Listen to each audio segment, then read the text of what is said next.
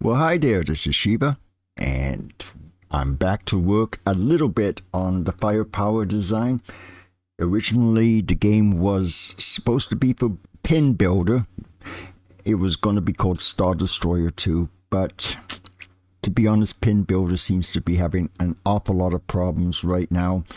And even if everything was going to work there, I'm really beginning to highly doubt that PinBuilder would be able to do the design that I have done. It's just not that flexible. This requires a proper CAD-based design editor and a lot of patience just to get it to work in that. And in PinBuilder, I just don't have the patience. I don't think it's possible, and I really don't want to spend all that time doing that. So if this game ever was finished, it would be an FP game. As simple as that. Now we're looking at the original firepower design. As you can see, it's very much a 1979 game in terms of design. Everything is a little wide open. Nothing is all crammed in. It's got great flowing shots. That's the Steve Ritchie thing. And, it's a fun game. It's just a very, very good little layout. Now, let's have a look at the sequel. This would be Firepower 2. This came out in 84, I believe. Or very early 85 was when I actually first played this. I actually played this game pretty much new out of the box, and I have to say that I hated it. It just isn't Firepower in my opinion. It looks like Firepower. It sort of acts like Firepower, doesn't play like Firepower. A lot of it has to do with these targets here. If you notice in the original, the targets are slanted down, so the ball generally stayed in the middle and it would drop down a lot quicker.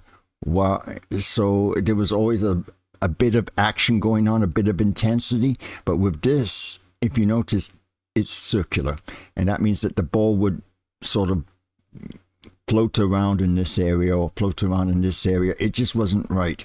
The other thing is the ramp really should have been higher. It's not a good shot. But the one thing that really makes me wonder about Firepower is how much cost cutting the company insisted happened here. It's missing a few things. Most importantly, it's missing the kickback, which I decided not to include in my game, by the way. But what the hell is the deal with this area here? I still haven't really been able to figure out why it was done the way it was done. And I just figure it was a last minute slap on job because they realized that this is just too, there was supposed to be something in here, I think. You also couldn't help but notice there's no kicker here, like in the original. So I guess that's to try and cover it up, but honestly, it's not Firepower, all right? It's as simple as that. So let's have a good look at what I have so far, and it's right here. Now, I have made changes. They are relatively minor changes, but just about everything has been moved around, especially on the bottom level. As you can see, it resembles a lot more the original game. I did make a mistake originally, and if you're going to make a sequel to the game, then you build a new design based on what the old game had, and my version, it just wasn't doing it for me. So I decided to step back and rebuild the game. Rebuild the entire bottom portion here. And one of the biggest sacrifices that I had to make, I came to the realization that I just didn't have enough room. I had a little extra lane here, and it just wasn't working out. It was messing up with everything. It really compressed the entire design over here. I couldn't fit the ramp in properly, all sorts of things. So I made the decision, and that little lane is now gone. Then we did. That's actually up a little bit too high. There we go. I then made the decision that for the best of the game, let's keep it Firepower. If this is going to be a sequel to Firepower, it should really look like it's a sequel to Firepower. So that's what we got. Everything is being rearranged. As you can see, I'm still trying to reduce stuff here. For instance, these guys here, they'll be moved over there. This one will be moved over there. Or I might just, yeah, no, I'm going to move them over here. And in that way, you know, they're not overlapping. But I've just been moving things very slightly in millimeters at a time to try and save as much room as possible. But also to, you know, get FP to play it properly. One of the big problems with this design is FP. This is especially vanilla SP. There's no BAM in here or anything whatsoever. This is straight stock vanilla FP. And I always use vanilla FP to do my original design in basically my right wood, if you're an arcade guy. And the reason for that is very simple. If you can get this to play in vanilla FP, then once you add BAM and PhysX and all of the other stuff, then it's going to actually come out playing a lot better. If you have a problem that vanilla FP has with play, then it's going to also affect, you know, FP with BAM and PhysX. So I always do this. If I can get the design to work in vanilla FP, then I know it's going to work really well. If you notice, I've even just the angles for the targets, by the way, is still a little bit more severe. But I'm just going to go over things here. First off, you know, the extra room. First off, with the extra room, this means that my guidelines can be a little bit better. They got ever so slightly wider, which does make quite a big difference. And I sort of ended up moving everything so that the target is sort of in the exact middle of the table. Even the original game, it was ever so slightly off. I sort of moved it over since I had the space. As you can also tell, I changed everything here. It's okay. It plays fine. The bounce is pretty good. And I've also I'm making some changes to the lines. And of course, FP is not drawing anything straight or anything properly curved, but that's okay. Now over here, let's go to level 7. I'm now working on the ramp structure. The ramp I've actually moved over quite considerably. It would be the equivalent of 10 millimeters. And that's just so that I have a little bit extra room. And this ramp is now larger, in case you haven't noticed. It's got a bigger ramp entrance. It's now 60 millimeters now, as opposed to I believe it was 53 or 54 that I had before, and I believe it makes a very, very big difference in the game. And this area here, I've also changed the line here. This is now a different shot line than what it was before. And if I can just zoom in here, it's hard to see it's the right background, but we'll just show it to you here. Now, I'm still working on this. I actually think that I can maybe increase the size of this just a little bit more. Originally, I had mini posts on here, or tiny posts on here. Now I have mini posts because I like the look of them a little bit better.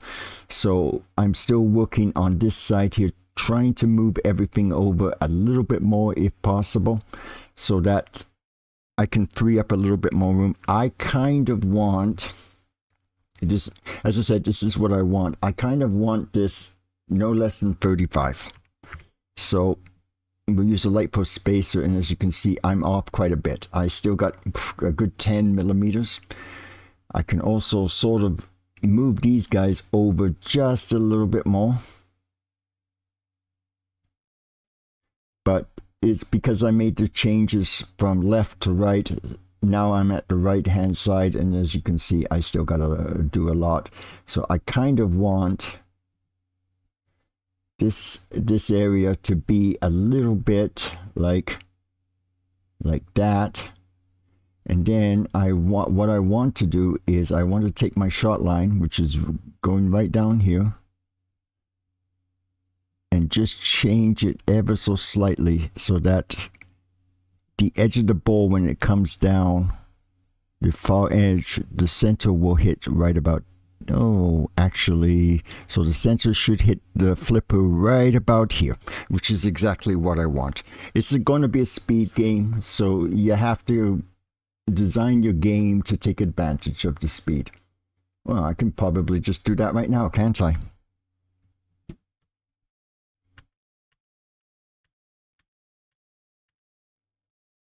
I can, I can just continue to play with it.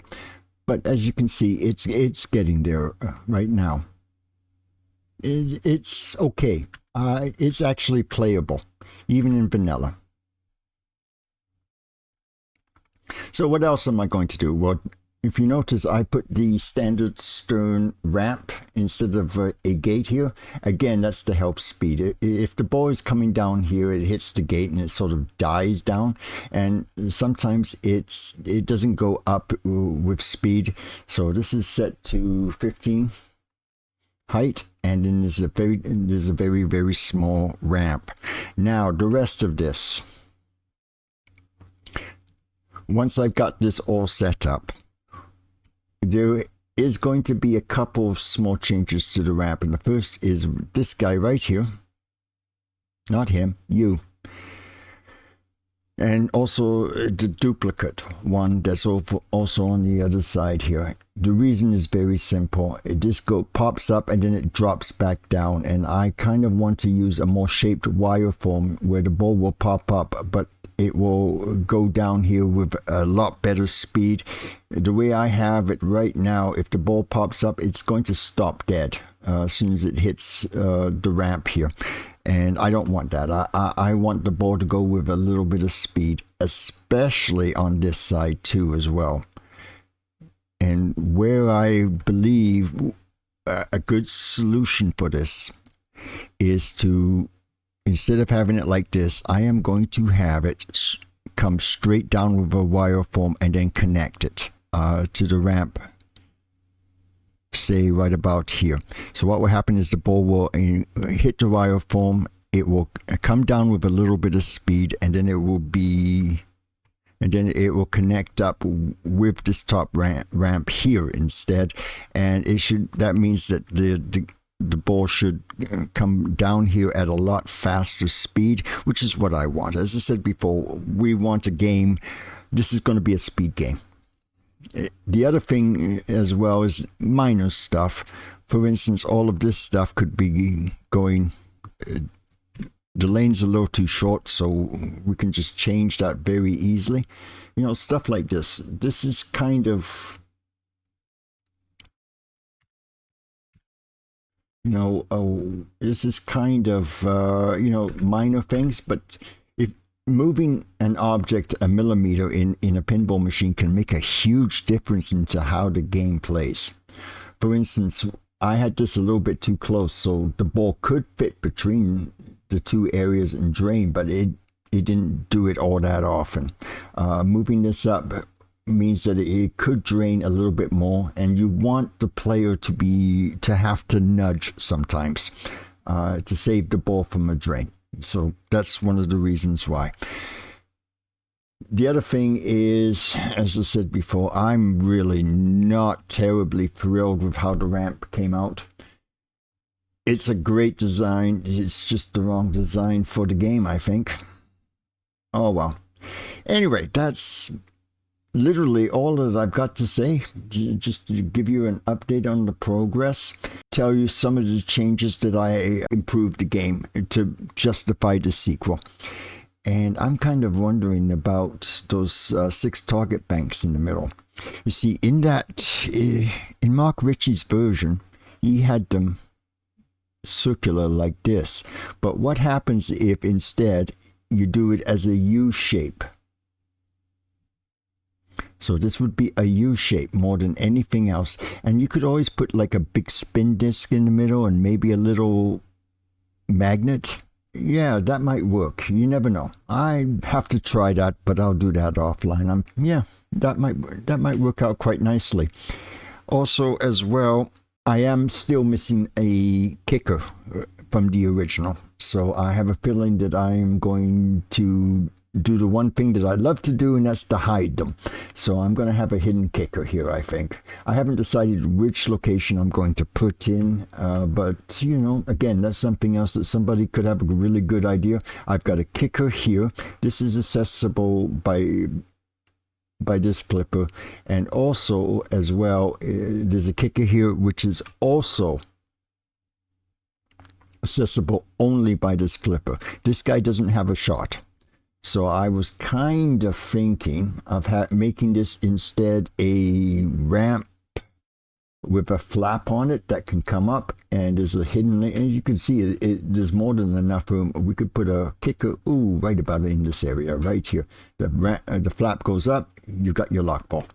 So I kind of figuring that would be the best shot for that. And most importantly, it gives me a lock ball shot from this one, as well as the two from here. What else? Well, I don't really see anything else to talk about. That's more than enough work for me for the next time being anyway. So, and as you can see, things are not placed 100% properly or anything else like that. This is a very, very rough hour's worth of work that I just did. So I'm just updating you on where I am, and that I haven't actually forgotten about doing this. And even though nobody may actually ever get to play it, because I'm not too sure if I really want to spend 1,000 hours in programming that this would take, but you know, it's I'm hoping that you at least learn a little bit something and about how I like to do stuff and how I like to design my games. In the meanwhile, I hope everybody enjoyed listening to me again. I'm sorry I haven't been around for a while, but if you had listened to my previous videos, you would know that my father had died, and unfortunately now is the time to do all of the financials. I also went out on vacation for the first time in 45 years, believe it or not. And had a great time. Went to Hawaii. It was great. And but other than that, you know, I have been just basically goofing around and watching videos and playing video games, right? But, you know, as I said before, this is just a hobby. So, and I kind of do feel like at least doing something with the game now. So there you go. In the meanwhile, hopefully everybody enjoyed watching the video. Hopefully I'll do another one down the line and update you on the progress. I also just want to give a little bit of a personal message to my friends in the pinball community and community members in California. You have my best wishes. This is Shiva. Thanks very much, and we will talk to you next time. Bye for now.